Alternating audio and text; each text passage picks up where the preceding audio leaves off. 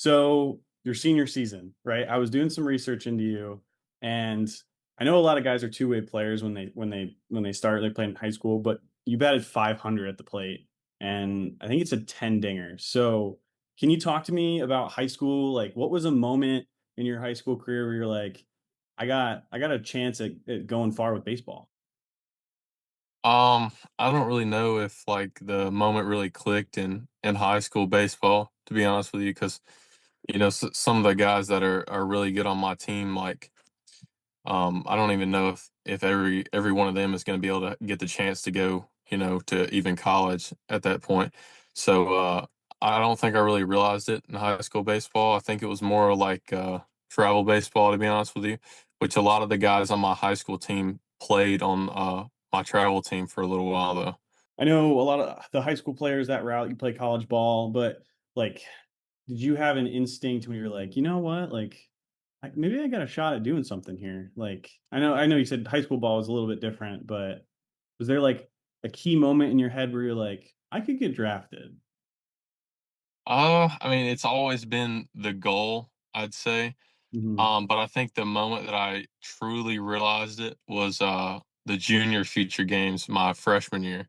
So I went to the junior future games, and that's when I first hit 90. I hit 90.7 at the junior future games, and I was only 15 years old. So I was like plus like at that time, like I mean I'm skinny now, but back then I was I was a stick. I was even skinnier than I am now, and Yeah. so like I kind of knew like if I put some weight on and get stronger, like there's no telling how fast I could start throwing. Yeah, I mean, you're throwing a lot harder than 90 now. So, yeah. So I guess we can move into the draft day experience. Like, how was draft day like? Did you have any idea that the Nationals were going to take you where they did? And like, how did that day work out for you? I did not know that the Nationals were as interested as me as like some other teams. To be honest with you, like I thought somebody else was going to scoop me up. Mhm. But actually, like I think I got the call like after they took their second pick. So like after they took their first pick.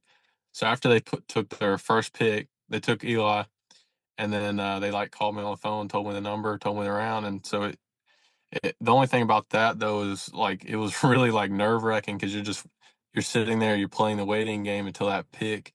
Obviously unless somebody outbids them, but Yeah. so it was kind of nervous, Yeah, I mean, I'd imagine. Are you just sitting there with family and you're like, "Oh my God, like, am I actually gonna get picked here, or is it gonna be before?" You're just like, Yeah, I actually had like an actual party, so there was actually a bunch of people there.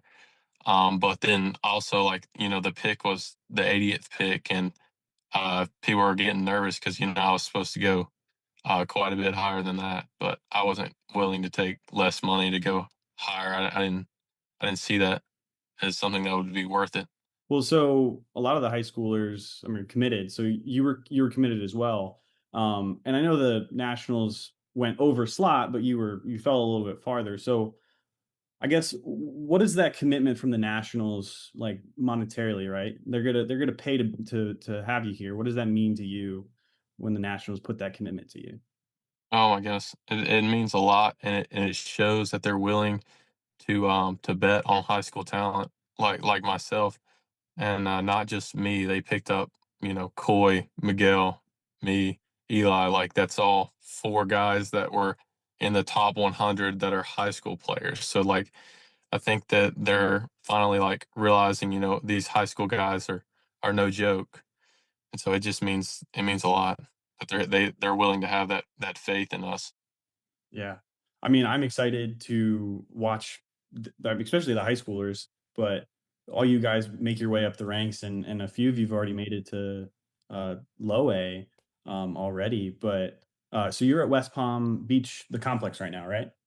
Yes. So like the hitters, it's a little bit different with high school pitchers. We tend to stay down here a little bit longer, just because once you start pro ball, that's kind of when you're like thrown into the fire, like in a way, because you don't really have much time to work on stuff like you do now.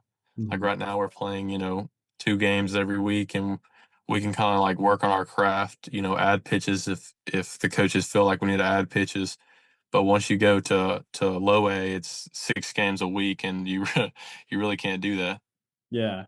You said you play 2 games a week, but can you walk me through like the typical day? Like you have a throwing program. Is there anything that your coaches are throwing at you and going, "Hey, like this mix looks good," or what does that day look like for you?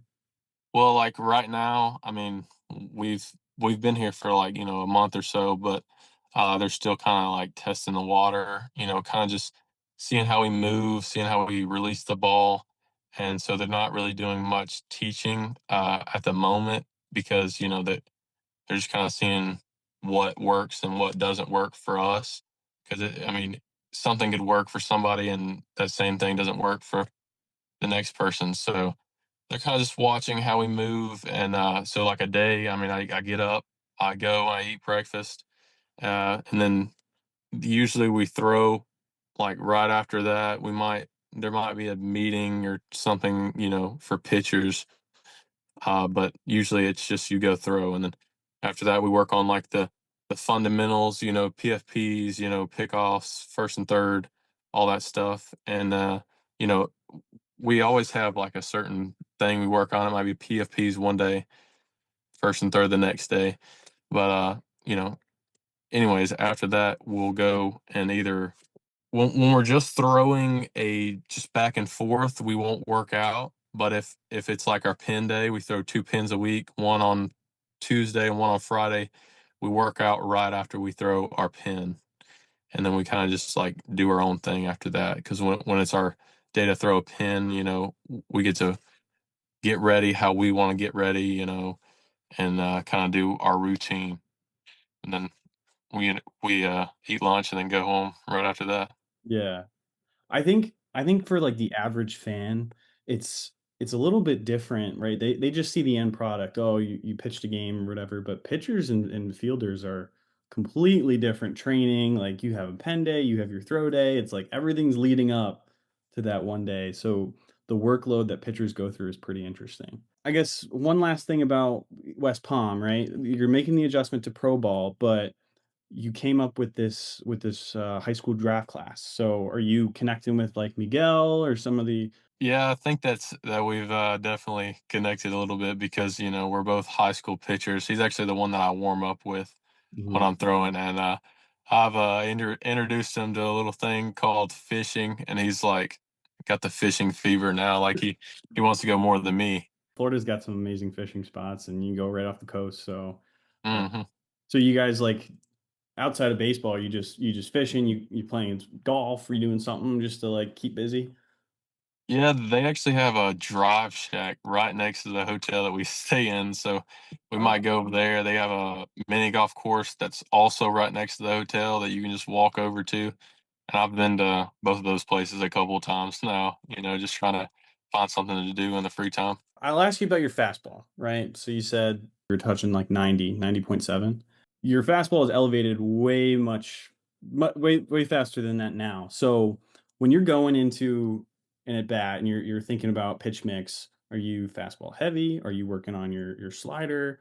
Like what's your pitching identity? What are you trying to focus on as a pitcher? I mean, obviously in high school it was like Yeah. 70% fastball, but I also had to work in those other pitches just so the scouts can see the other ones now. But now that I'm in pro ball, I'm probably gonna lean heavily towards my two seam fastball. Just because it's honestly probably my best pitch, but I just didn't throw it as much in high school ball, and it's it's probably 70% breaking ball in pro ball, and you just kind of sneak a fastball by them every once in a while. I mean, these guys are here for a reason. They can usually hit the fastball pretty well, and especially if you throw it every time. Yeah, I mean, not a lot of guys have overpowering 100-mile-an-hour fastballs, but yours is pretty fast. Uh, Right. so yeah, you have more than a few weapons, and I think like educating Nats fans on who you are as a pitcher is kind of what I'm trying to do. So if you had to pick a pitcher, right, current, former MLB pitcher that you're like, I pitch like him, or I tried to pitch like him when I was growing up, like who's that guy? I've been told Zach Wheeler a lot. So, like, my agent said that I think as soon as he started talking to me, he said he said I pitched like Zach Wheeler. But he said, Zach Wheeler was not near as good as me coming out of high school, though. So he said he thinks I'm ahead of him as far as, early on. Yeah, that's a great compliment, honestly. Yeah, Wheeler, I mean, he was with the Mets system for a while and then pitched with them and then really broke out in Philly in those later years. And now this year is gonna be done for the year. But yeah, he's a Cy Young candidate every year. So that's an amazing comparison. I would take that for sure. I guess pregame rituals. I know we all have them, and I know a lot of people don't like to discuss them, but like, is there something when you're doing a pen day and you're like, I have to do this specific stretch? Like, is it a plyo stretch? Is it like I got to do this one thing, or I'm not going to have a good day? I mean, I do the exact same routine every single day. As far as like I do my bands first and then I do my plyos second. I do the exact same exercises on my bands in the same order with the same amount of reps. And then plyos, same order, same amount of reps every day.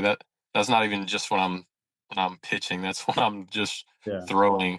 And even on the days that I'm not throwing, I still go out and do bands and plyos. yeah, just consistent routine. I mean, I think people don't like they don't realize professional athletes like how much work you guys put in. And I mean it's crazy doing the same stretches every single day. It's a muscle. You got to work it out. So I guess I'll wrap up here with two questions I got. First year of pro ball, right? I know pitchers and position players are going to be different, but for you mentally, where do you want to be when year one is said and done? Year one is said and done. I just want like my changeup to be as dominant as my other pitches.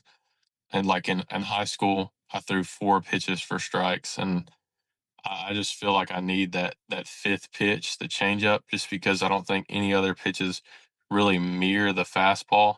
Because like I'm a fastball, obviously, I throw hard. A lot of people are going to be sitting fastball, and if I could get a pitch that looks so similar to the fastball and then just drops off like a changeup can, then it's gonna be really hard for people to hit me. Yeah, I hope you have success with that and you can master the changeup and make it one of your dominant pitches. And then I asked Coy this, and I know you're not a hitter, but like a pitcher entrance song. I gotta know what is like pumping you up, your start, like what are you entering to? I don't know. I mean, I really like Edward Diaz's Narco. Like, Yeah. I just think that's sick, but that's kind of like a closer song, so I don't know about stars. But like my walk up song for high school was A-OK. That's a good song. Yeah. Bryson Stott, Philly's got that. That's a great song. All right. Well, we're done. I appreciate I appreciate you hopping on with me. I was trying to make it as seamless as possible. And yeah, I mean, it was great talking to you. I'll probably follow you on my personal Instagram because I'm like, I know you now.